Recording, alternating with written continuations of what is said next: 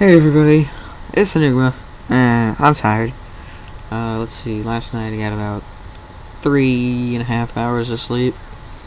So, yeah, just, not getting my 10 hours in, cause, well, 8 hours, cause, that's how I roll.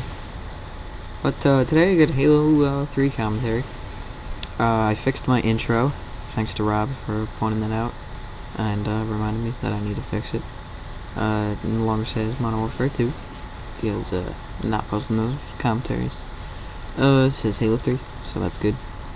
Today I've got Slayer BRs on Sandbox, and I do pretty well this game. I'll tell you the score. It's 25-7. Yeah, so it's not a bad game. I had a nice little multi-kill in here, so you guys should watch the gameplay for that. But I decided that this would be a good time to just give general Halo tips, and maybe talk a little bit about Halo Reach. Okay, so we'll start with the tips. So first of all, in this gameplay, you notice that as soon as I spawned, I looked and I saw the rockets, okay? So a good thing to know how to take an advantage is to know the map. If you know the map, you're gonna have a way easier time. If you know where some weapons spawn, or some good equipment, or maybe maybe a power weapon, that is very useful. There's a lot of people who haven't who don't really know where power weapons are and other important things, and that's just a really good thing to know. So know your map. Know places that you can hide if you're getting chased, like right here. Just know your surroundings. Just know your map. Also, grenades. I always love to prioritize on telling people to use grenades. You get 2 frag grenades when you spawn, so does everyone else. Using 2 frag grenades in a fight really isn't a problem, because they're so easy to come by. You always spawn with them, and usually when you kill someone, like with using 1 nade and then a BR to the face, they're always gonna drop 2 nades if they haven't thrown any at you, basically. So there's really no reason why you shouldn't be using grenades. They can really turn around a 1v1 fight and just kinda make you get an extra kill, save your life once in a while. Another thing, with the BR, you see right here, I'm scoping in. Scoping in is one of the best things you can do, because it increases the BR's accuracy over range, decreases the spread over range. If I had just been firing, not scoping in for that, I guarantee his shields would not have dropped before he escaped. And that's just something that you should do. You should just scope in. It's a lot easier to get people when you are scoped in from far distance, so it's always advised to do that.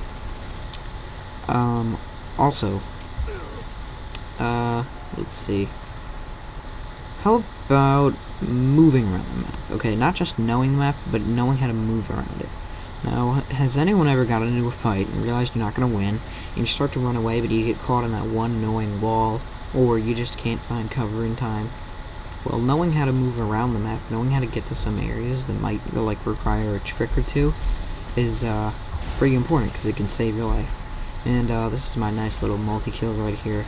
Don't call it newbie. I was just fooling around in a social game. I'm just trying to get gameplays. So yeah, could have had the Kilimanjaro, but the kill was stolen at the last second for the atrocity, so couldn't finish that up. But yeah, Slayer BRs.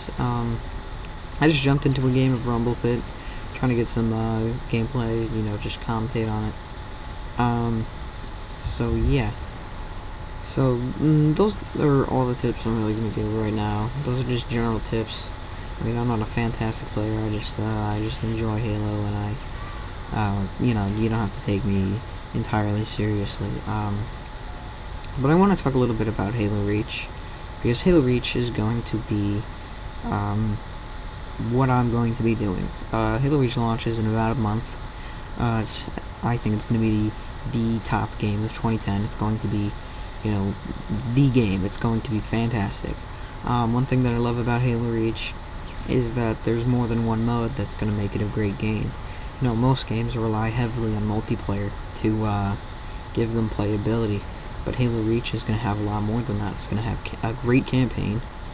Well, in my opinion, it's going to have a good multiplayer. You know, a really good multiplayer with all the new armor abilities and the way it's shaking everything up. It's also going to have fantastic Forge world, and just Forge in general. That's just a fantastic feature. Also, it's going to have theater mode, making it perfect for machinimas, gameplays. Like, honestly, Halo 3 is my favorite game to get gameplays on, just because theater mode is so easy to use. Oh, and right there, so you're making good use of a grenade. But, so yeah, don't be afraid to lob a grenade around once in a while, guys. It's not going to kill you. In fact, it's going to help you kill them. But yeah, I just think that Halo Reach has so many aspects that just are going to make it such a fantastic game. So, some things that you may not know. Reach will have wildlife. And currently, the spotlight is on the Gueda, I think it's pronounced. And the Gueda is, or it might be the Gueda, it's G-U-E-T-A.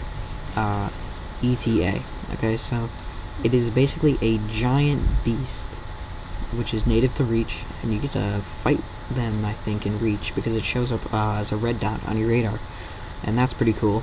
There are also MOA, M-O-A, which are space ostriches, but I didn't really get to talk a lot, but I'll talk more later. See you guys.